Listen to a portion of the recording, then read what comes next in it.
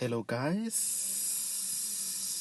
My name is Desmond, and I welcome you to my lesson for today, where we will be looking at your mathematics. So, ladies and gentlemen, as always, please do allow me to say it is very much important that I say it is very, very much important because what I'm about to say it's massively.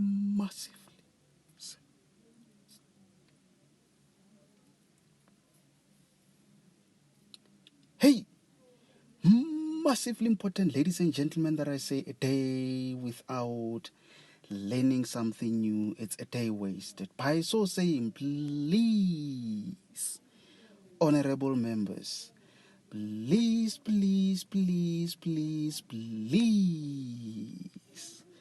Bandla la kaNkulunkulu, please do make sure that by the end of each and every lesson that I conduct, you learn something new. Very, very much important, ladies and gentlemen, over there. So, as you can see, introduction, analytical geometry. So, very quickly, I'm going to take you through analytical geometry. So, we are just going to discuss all that you need to be aware of. Hopefully, in just one lesson, you will have a better understanding of what we are dealing with as far as analytical geometry is concerned. So I will try by all means to be as slow as possible, and at the same time, just make sure that I don't lose you. So let's see. Number one, we are very quickly just going to discuss revision. So that's where we look at the distance, midpoint, and gradient formula.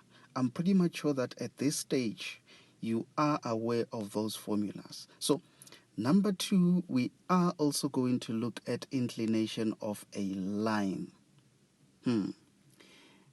Inclination of a line. This is where we will also talk about an angle of inclination. Thirdly, equation of a straight line.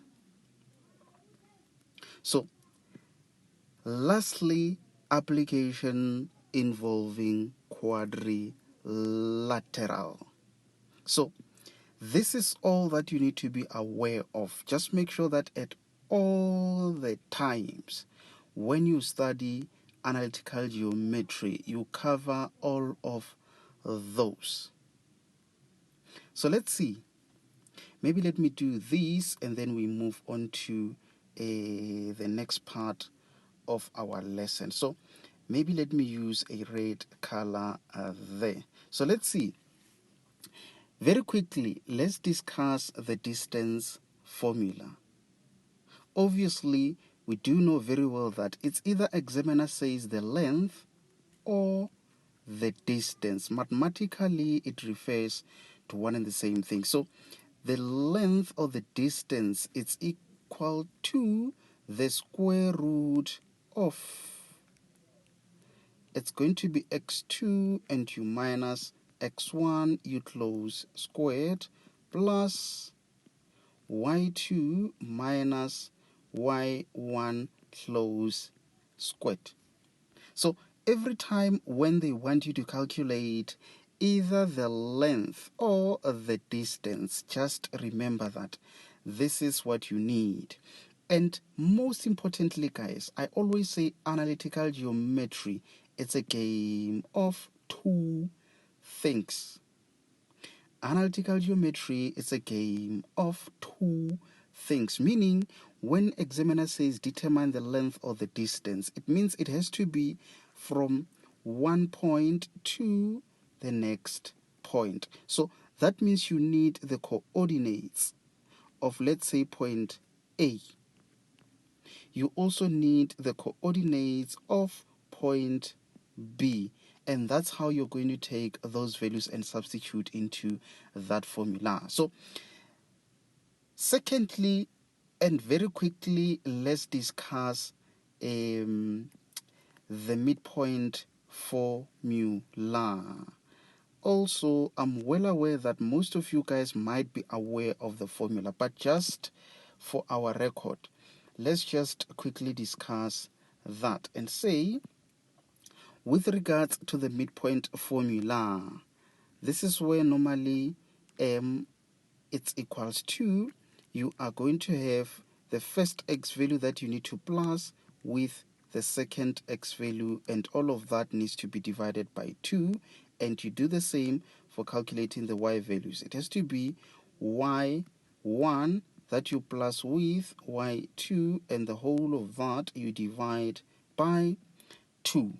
That's how you calculate the midpoint. Most importantly, analytical geometry is a game of two things.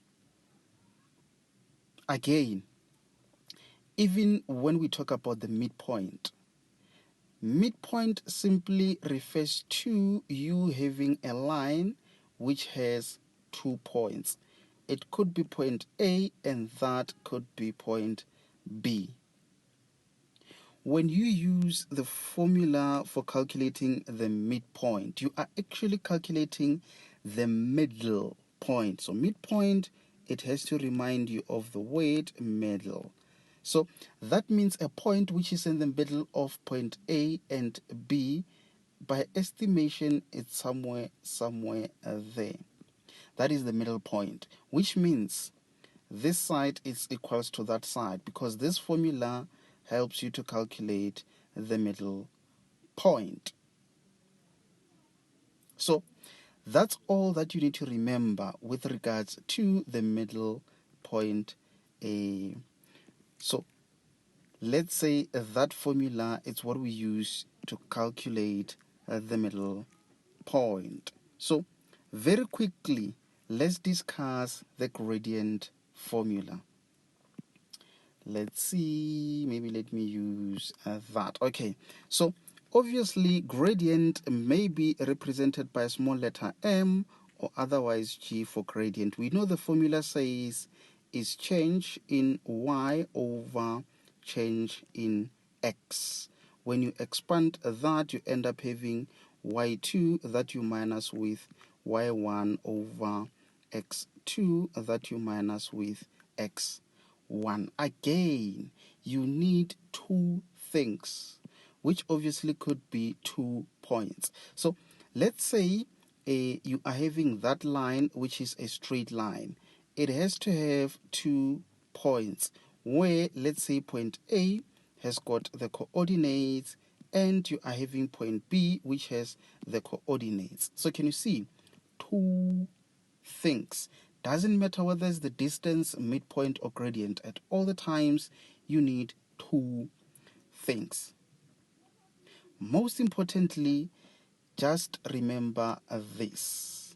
Remember that on a Cartesian plane, a straight line that ends in the first quadrant and third quadrant will always have a positive gradient. And the one that ends in the second and fourth quadrant, it will always have a negative gradient.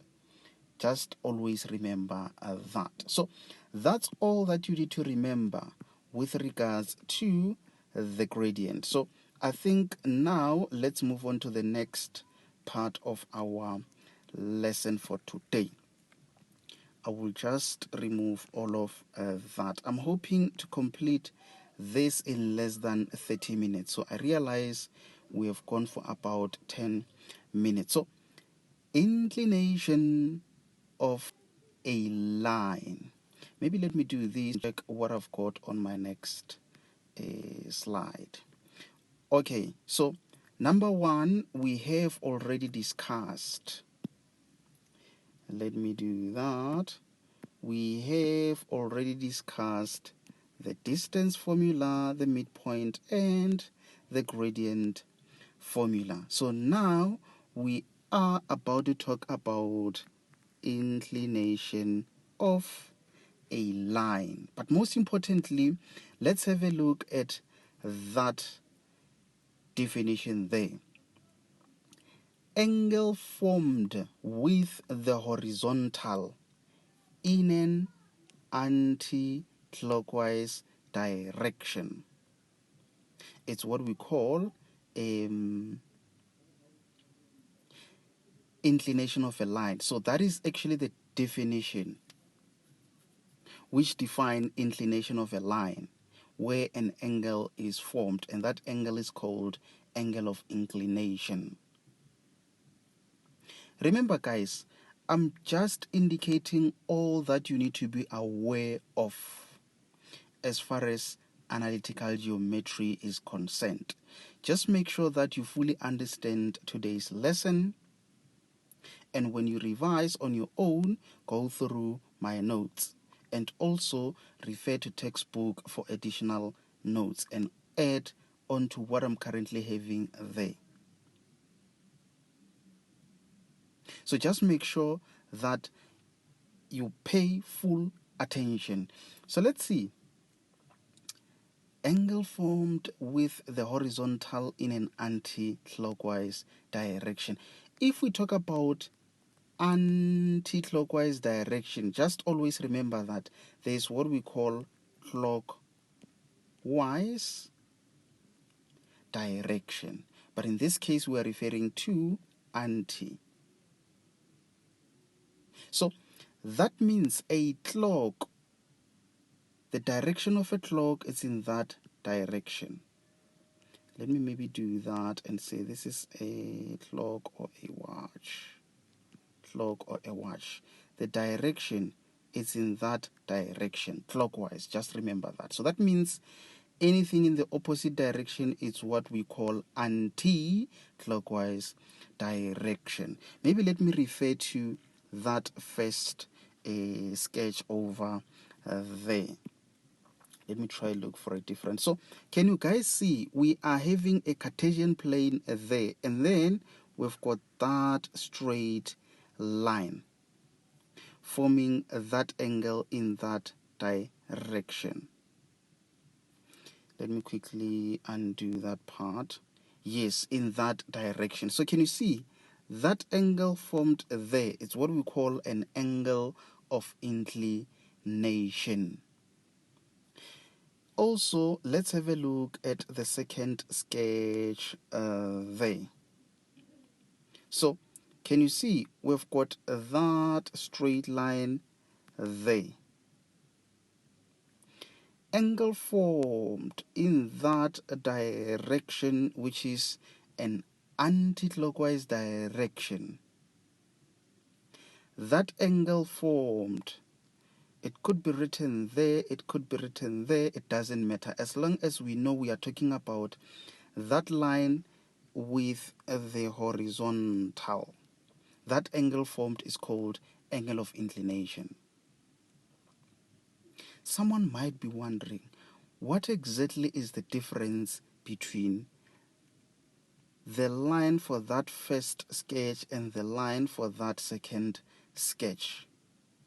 The only difference is that you've got two lines where the other line ends in the first quadrant and the third quadrant, which means this line, it is the one that has positive gradient, whereas this one, it ends in the second quadrant, and this one ends in the fourth quadrant, which means this is that line, remember, which has a negative gradient. In addition to that, I think it's worth it for me to just indicate that where you are having a positive gradient, your angle of inclination will always be less than 90 degrees. Whereas in this case, where the gradient is negative, your angle of inclination will always be greater than 90 degrees. I just noticed this now as I was explaining. So just be careful, guys. In some calculations, you might be calculating an angle of inclination, and on your calculations, especially this one, always where the gradient is negative, you are going to find a negative angle. Just know that that negative angle is actually this angle. It is not the angle of inclination, because it's going to be a negative angle. What we know is that angle of inclination is positive. So that means this is where your teacher is going to say, the moment you get a negative angle, you are therefore going to say angle of inclination is equals to, we know that 180, you minus it with that angle that you got. And you are therefore going to get a positive angle, which is obviously greater than 90 degrees. Remember, guys, everything that I'm explaining now, it doesn't need to make perfect sense. You just need to be aware of all of those. I'm telling you, once you attend lessons where I solve the problems related to analytical geometry, that's when everything is going to start making sense. For now, in case if it feels like you are seeing what I'm explaining there, but it doesn't make sense, do not worry that much at this stage. Just be aware of all of that. So this is just a summary. That is just a summary of those two, meaning I'm just indicating that this is that horizontal and you've got a line. On that line, you've got some angles there. The first angle, maybe let's say this one. This is what we call the angle of inclination, because it is the angle that is formed with the horizontal in an anti-clockwise direction. This is where you are going to find your angle being less than 90 degrees. And remember, it has a positive gradient. So also there is that angle which is not an angle of inclination. Why? Because it is the angle in the clockwise direction. So don't get confused by that third sketch. It is just to remind you of the angles involved there. So very quickly, let's move on to number 3, which is where I'm going to explain to you how you determine equation of a straight line. Equation of a straight line. So as you can see there,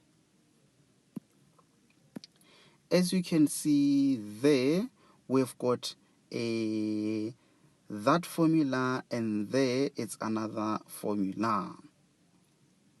So when it comes to determining an equation of a straight line, remember, guys, analytical geometry, it's a game of 2 things. So that means you will need 2 points. Maybe that point there, that point there.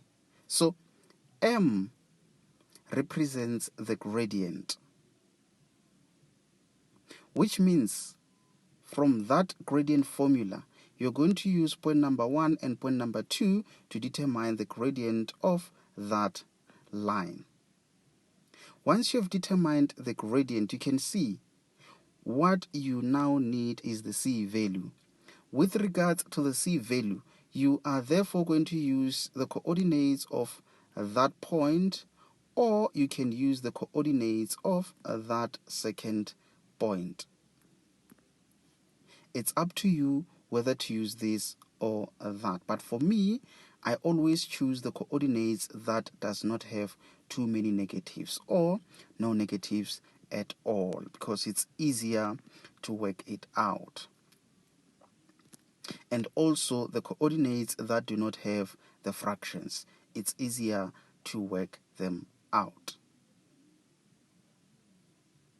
Also, you can use this second formula where you've got that being the gradient and you find it in the same manner using the gradient formula. So here where it says y1, that's when you can substitute y of point A. And then here, this is where you can substitute the x of point A. Then you just make this y the subject of the formula, and you are going to have an equation in that format of y. It's equals to mx plus c. Obviously, the gradient, you would have calculated it there, and then that c, it will work it out as you simplify that after you have substituted. So it's really up to you whether you use that or you use the second formula. For me, it has always been easier to deal with that one. So now that I've indicated how you determine an equation of a straight line, very quickly, let's discuss that. Someone might have thought I forgot to explain that part. But I wanted you to be aware of an equation of a straight line. Maybe let me remove all of that. I'm hoping that I'm not moving too fast. But remember, guys, just make sure that you pay full attention. You might not need to write everything as I'm writing because these notes are available on our online library, so you can easily access them there and practice at a later stage. So now, very quickly, let's maybe have a look at something. Let me see if I can use that color. Okay, so let's see that. Okay, let's see. Obviously, you must be having a line. Let's maybe refer to that one. You must be having a line.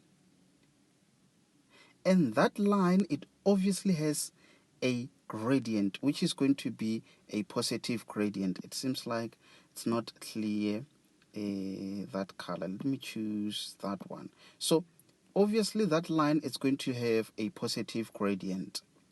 Examiner might say determine that angle there, and you know that angle is the angle of inclination. It's very, very much easy to calculate angle of inclination using that formula. So that formula says tan of an angle of inclination is equals to the gradient.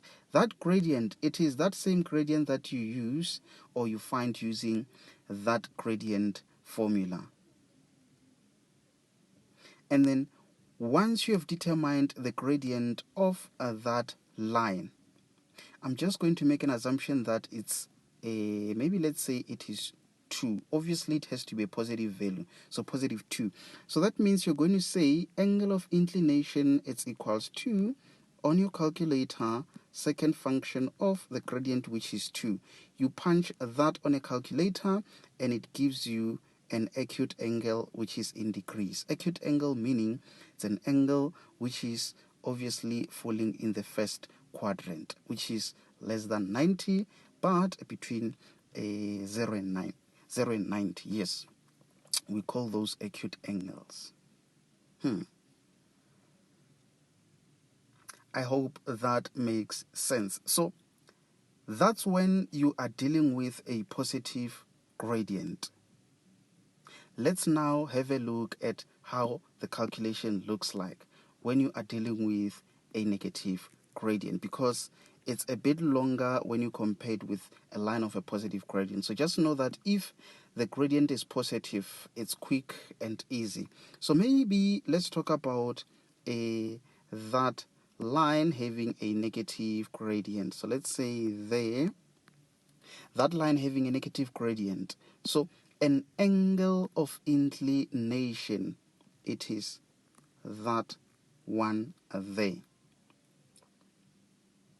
You still use the same formula, honorable members, which is tan angle is equals to the gradient. So let's say the gradient is negative half, negative 1/2. So that means to calculate that angle of inclination, you are going to say tan of an angle of inclination is equals to negative 1/2.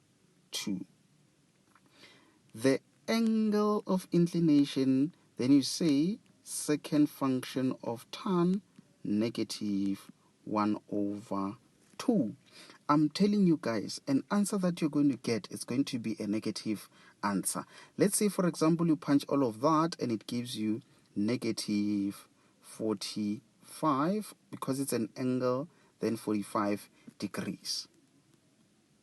Good people, that angle, it's not an angle of inclination, but it is actually this angle in the clockwise direction. So that means you are not done, because what we know is that an angle of inclination is positive, and also because it's for a negative gradient, angle of inclination is going to be bigger than 90. Can you see that angle?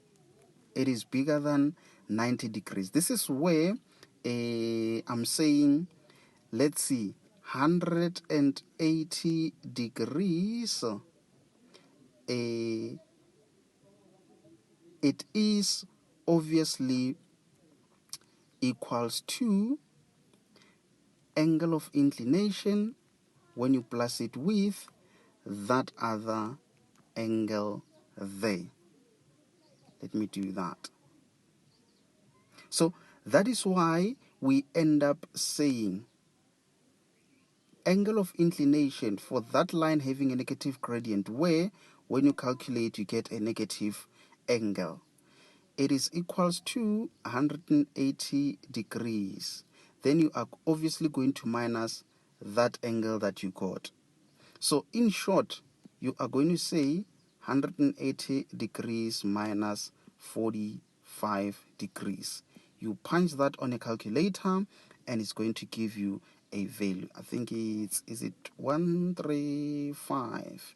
Yes, because when you add 5, it's 140 plus 40 is 180. So that means that angle of inclination for that line having a negative gradient, it is 135 degrees. I hope that makes some sense. So that's all that you need to be aware of regarding calculations involving angle of inclination and a line of inclination.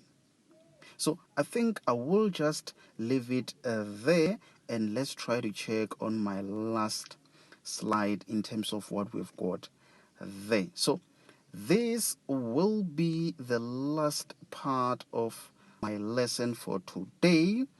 Introduction to analytical geometry. So let's see how to determine straight line equation. I think I have briefly explained that to say, for you to determine an equation of a straight line, honorable members, you must be having 2 points. Sometimes you might not have 2 points, but if you don't have 2 points, you must be having 1 point and a gradient somehow. So always remember that. So there I've got some important information, honorable members, where I'm saying for parallel lines, the gradient of line 1 is the same or equals to the gradient of line 2. So it's more like I'm saying when you have a line which is parallel to that line. The gradient of line 1 is equals to the gradient of line 2. That's all that you need to remember regarding parallel lines. It is as easy as that, but it might be tricky in a question, which is where you need to make sure that you don't miss any of my upcoming lessons. Lastly, not lastly, but secondly, for parallel lines, when you multiply that gradient and that gradient, they will give you -1. For perpendicular lines, I meant to say. So that means when you have a line, you could be having another line there. So for these lines to be perpendicular, they form 90 degrees. So that means when you multiply the gradient of that line with the gradient of that line, you are going to get a product of -1. Always remember that. It is as easy as that. You will notice how we do calculations involving those. And lastly, for diagonal lines, let me get that. For diagonal lines, the distance of line 1 is equals to the distance of a line 2. So it was actually supposed to be 2 there. Let me quickly update it there. Yes. And also, honorable members, secondly, you need to remember that they've got equal midpoint. Maybe let me do a sketch there and say, if maybe we are having that. Yes, if maybe we are having that. What you need to remember, which is what I'm explaining there, is that from there all the way up to there, that is the diagonal line. It's equals to from there all the way up to there. So from corner to corner, you've got those lines being equal.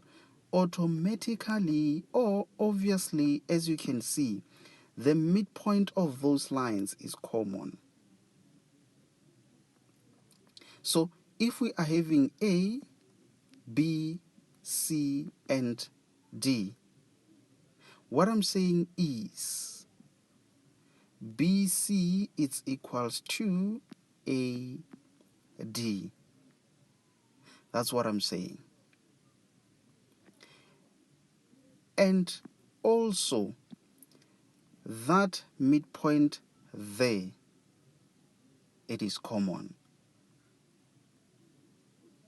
So just know that if you know the coordinates of C and the coordinates of B, if you calculate the midpoint using B and C, that midpoint is the midpoint again of AD. So that's all that you need to remember, honorable members. I think I have discussed all that you guys needed to be aware of regarding analytical geometry.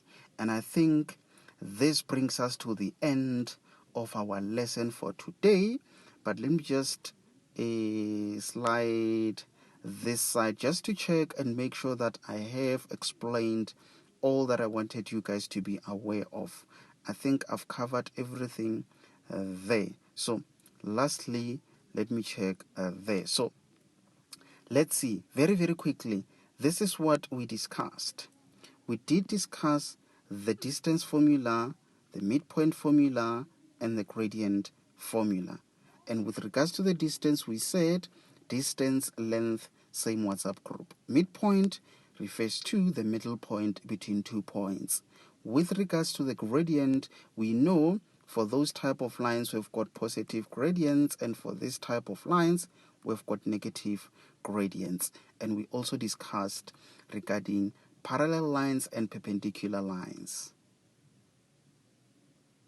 Inclination of a line, yes, we have discussed that. Equation of a straight line, yes, we also discussed that. So this last part, application involving quadrilateral. This is where now you are going to apply all that I've discussed on exam question papers, which is why I would like to encourage you not to miss my upcoming lessons, because I'm going to use all that I discussed in this lesson to answer exam type of question papers. So I think I did discuss all that I wanted you guys to be aware of. So, ladies and gentlemen, I do thank you very much for joining. My name is Desmond, and I'm out.